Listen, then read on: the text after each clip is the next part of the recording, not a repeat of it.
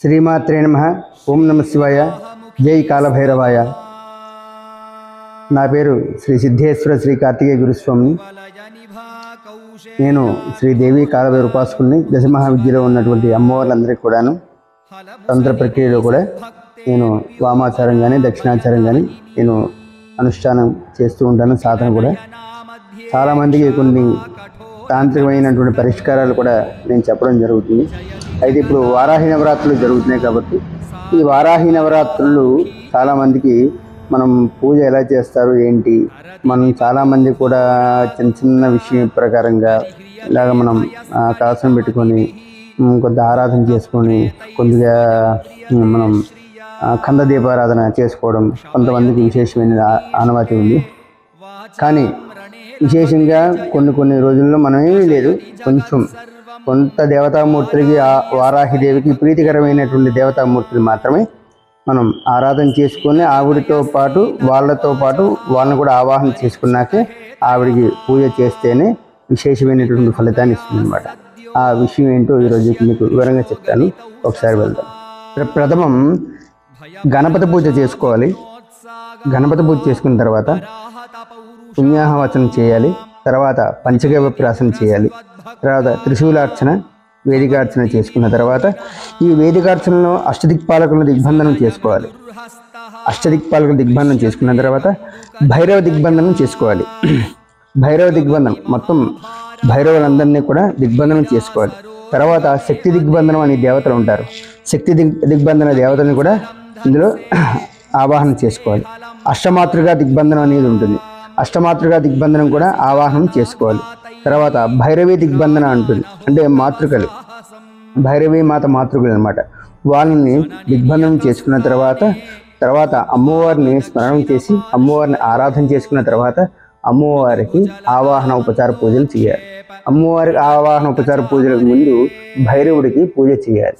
కాలభైరవ క్షేత్రపాలకుడు అనమాట. క్షేత్రపాలకుడికి పూజ చేసిన తర్వాత అమ్మవారికి ఆరాధన చేసి అమ్మవారికి ఏ రూపమైనా సరే ఆరాధన చేసుకోవచ్చు. చేసుకున్న తర్వాత అమ్మవారికి విశేషమైనటువంటి పదార్థాలన్నీ కూడా నైవేద్యంగా పెట్టాలి. అమ్మవారికి విశేషమైనటువంటి నైవేద్యాలు ఏంటంటే బెల్లంతో చేసిన చిమ్మిలి ఉండ అదొకటి పెట్టాలి ఖచ్చితంగా. తర్వాత దుంపలు, భూమిలో పుట్టేటువంటి ప్రతి దుంపలు కూడా నైవేద్యంగా పెట్టాలి. అది బంగాళదుంప కావచ్చు, క్యారెట్ కావచ్చు, తర్వాత ఏమో మన చిలకడ దుంప కావచ్చు, తర్వాత ఏమో దుంపలు అన్ని రకాల దుంపలు, కంద, తర్వాత ఏమో ముల్లంగి, అన్ని దుంపలు కూడా అమ్మవారికి ప్రీతికరం. దాంతోపాటు దానిమ్మ పండు గింజలుగా తీసి అమ్మవారికి నైవేద్యంగా పెట్టచ్చు. తర్వాత అమ్మవారికి ఇంకా విశేషంగా ఏమైందంటే అటుకుల పాయసం ఒకటి, చిత్రాన్న, అది ఇందులో విశేషమైనటువంటి ఒక పదార్థం ఉంది, అమ్మవారికి ఇష్టమైంది, అది ఎవరికి ఇంతవరకు తెలియదు. ఆ విశేషమైన నైవేద్యం ఏంటంటే పెరుగు, అంటే పెరుగుతో చేసే, గేదె పెరుగుతో చేసేటువంటి నైవేద్యం అన్నమాట. ఎలాగంటే దుంపలన్నీ కూడా కట్ చేసి తాలింపులా పెట్టి అందులో కొంచెం చింతపండు రసం వేసిన తర్వాత ఆ చింతపండు రసం వేసిన తర్వాత కొంచెం బాగా గుజ్జు అవుతుంది కదా, గుజ్జు అయినప్పుడు ఈ యొక్క గేదె పెరుగుని అందులో కలపాలి. విశేషంగా కలిపి అందులో కాస్త నెయ్యి వేసి చిన్న బెల్లపు మొక్క వేసిన తర్వాత అమ్మవారికి విశేషంగా ఈ యొక్క పెరుగు పులుసు అనేది అమ్మవారికి విశేషం. ఇది చాలామందికి తెలియదు. ఈ పెరుగు పులుసు అనేది అమ్మవారికి విశేషం. ఈ పెరుగు పులుసుతో అమ్మవారికి నైవేద్యం పెట్టండి, చాలా విశేషమైందనమాట. ఎందుకు అంటే దాని గురించి నేను తర్వాత చెప్తాను. ముందు వారాహిదేవి చేస్తున్నారు కాబట్టి విశేషమైనది ఏంటంటే ఇవి చేసుకోండి. దీంతోపాటు కంద దీపారాధన పెట్టుకోండి. కంద దీపారాధన పెట్టుకున్న తర్వాత వారాహిదేవి కవచం లేదా అష్టకం చదువుకోండి చక్కగా. ఇప్పుడు మనకి చాలా వరకు బీజాక్షరి మంత్రాలు, చాలా మంత్రాలు ఏవో వస్తున్నాయి, అవన్నీ కాదు.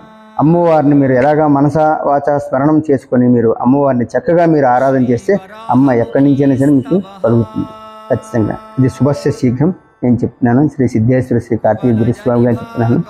నేను అనుభవ ప్రకారంగా చేశాను కాబట్టి నాకు ఆవిడ మహిమ నాకు తెలుసు కాబట్టి నేను మీ అందరికీ కూడా విన్నపిస్తున్నాను. జై వారాహిదేవి నమో నమః. శ్రీమాత్రే నమః. సర్వే జన సుఖినో భవంతు.